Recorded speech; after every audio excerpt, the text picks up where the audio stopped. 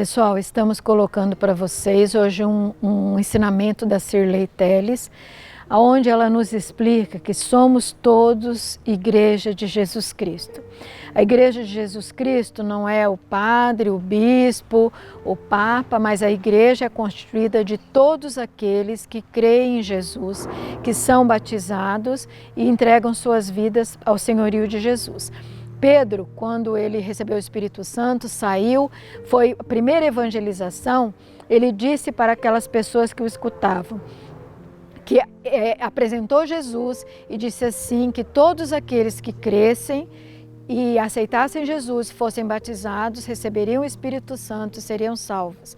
E que essa promessa era para eles e para todos os que de longe ouvirem o apelo do Senhor. Se você ouviu o apelo do Senhor, entregou sua vida para Jesus, foi batizado, você faz parte da Igreja de Jesus Cristo. Eu estava dizendo, o Espírito Santo é ordem. Lá no princípio, na criação do mundo, na criação de todas as coisas, o Espírito pairava sobre as águas e o mundo estava disforme. E pela palavra de Deus, as coisas foram se ordenando pelo poder do Espírito Santo.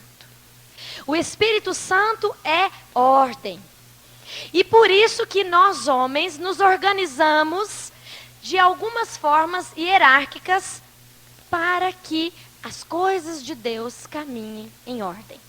Mas, na verdade, tudo é a mesma igreja. A igreja que está, como acho que foi o Israel Walter, não sei que disse, lá na Alemanha, nos Estados Unidos, na Europa, ou em Portugal, ou aqui no Brasil, ou na Guatemala, não importa. É a mesma igreja, unida eucaristicamente, na celebração do pão e do vinho. Por isso que, quando se fala Igreja Católica, nós sabemos que está falando conosco. Não é verdade? Quando fala assim, essa é uma mensagem para os católicos do mundo inteiro. Meu irmão, é para mim, é para você. Só que depois, se nós fôssemos observar, é muito grande essa dimensão de mundo. E são muitas as pessoas, e não seria possível cuidar das pessoas. Então ela vai e se divide na igreja particular de cada cidade, depois de cada região, não é assim? Que vai se dividindo, são os membros.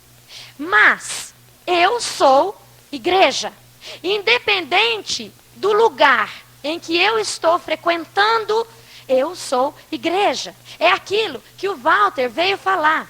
Meu irmão, você é igreja. Se você está lá no grupo de oração, não sei da onde, e o outro é lá do grupo de oração, não sei da onde, vocês dois são igreja. Você não deixou de ser igreja só porque você não vai naquela paróquia que fica pertinho da sua casa. Porque todos nós somos uma igreja só. Eu sou igreja católica. E se eu mudo de Maringá e vou lá para Curitiba, eu continuo sendo igreja católica. Eu não deixo de ser só porque eu mudei de Maringá para Curitiba. Quando eu estava estudando e eu ia para Curitiba, toda semana, e eu deixei de ir no grupo de oração aqui, porque eu tinha aula exatamente naquele dia. Eu ia no grupo de oração lá de Curitiba. Porque lá também era minha casa. Porque lá é renovação carismática católica. E eu sou renovação carismática católica. Então, quando eu ia naquele grupo de oração lá, era a minha casa. Durante um ano, aquela lá foi a minha casa. Foi a minha sustentação espiritual. Porque eu não ia aqui, mas eu ia lá. E eu não deixei de me sentir menos e nem me sentir mais só porque eu estava lá. Porque tudo é uma igreja só, fundada em Jesus Cristo. Eu sou igreja. E nós precisamos tomar consciência do poder que há, da dimensão que há quando nós falamos, eu sou igreja. Sabe por quê? Porque quando você diz eu sou igreja, você diz eu estou unida aos meus irmãos que professam a mesma fé que eu. Você, meu irmão, é igreja comigo. Ninguém é igreja sozinho. Não existe igreja de uma pessoa. O bispo não é igreja sozinho. Para ele ser igreja, ele precisa do povo. É muito importante isso que eu estou falando para você. Coordenador do grupo de oração, coordenador do serviço, você não é nada sem o povo de Deus. Não tem razão de existir uma paróquia se ali não existem pessoas para comungar da mesma fé. A igreja só existe porque pessoas se uniram num ideal que é Jesus Cristo. A igreja, quando é que ela surgiu? Quando as pessoas foram se juntando porque aceitaram a salvação de Jesus. E ali então havia a igreja doméstica, que era a igreja nas casas, depois havia a igreja em determinados, eu creio que devia acontecer, isso é eu que estou falando, como acontece conosco, de repente não cabe mais na casa, vamos pegar um galpão aqui maior, e vamos juntar mais, porque não está cabendo nessa casa, nós já estamos em 30 pessoas, isso aqui é muito pequenininho, vamos para um lugar maior. E deixou de ser o seu grupo? Não, ele continua o mesmo. Mais pessoas se uniram. Por quê? Por causa de mim? Por causa de você? Não, por causa de Jesus. Ele é o fundamento da igreja. E a igreja só existe porque as pessoas querem Jesus. É isso que eu estava dizendo com relação a militarmos na carne ou militarmos no espírito. Se perdermos essa dimensão, nenhum grupo de oração vai ter a bênção de Deus. Porque Deus não quer nenhum de nós firmados em homens.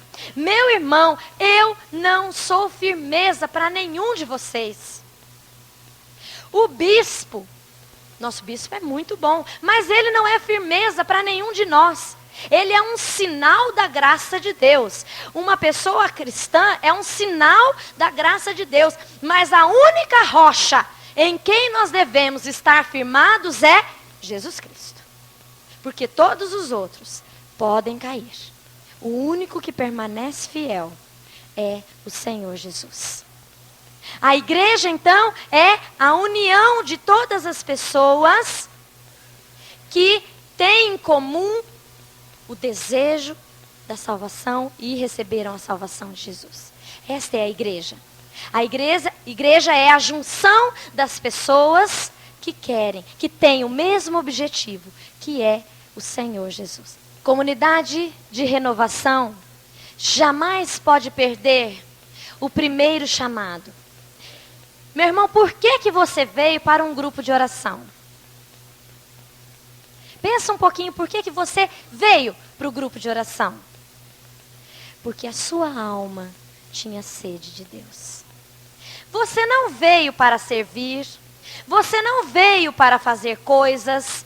Isso tudo foi uma consequência da vida que você entregou para Jesus. Mas o primeiro objetivo que te trouxe para um grupo de oração é porque lá você encontrou alguma coisa a mais. Você nem sabe às vezes explicar direito o que é. Você sentia alguma coisa a mais. Você gostava de estar ali. Era bom. Você voltava para casa reabastecido. Você voltava para casa com uma esperança nova. Você voltava para casa com uma graça nova. Era isso que te levava todas as semanas para o grupo de oração. E nós não podemos perder isso. As comunidades de renovação têm um papel fundamental na igreja hoje. A renovação carismática católica tem um papel fundamental na igreja hoje. E se ela perder este primeiro chamado, ela não vai servir para mais nada. Aí pode ser que Deus traga outra coisa. Porque quando a igreja começa a desviar, né? Deus então mandou São Francisco, não foi isso? A igreja começou a desviar de novo, mandou Santa Teresa. né, para trazê-la de volta para o caminho. Se a renovação carismática católica começar a desviar, Deus vai mandar outra coisa. Por quê? Porque o teu chamado é viver em plenitude a graça e o poder do Espírito Santo.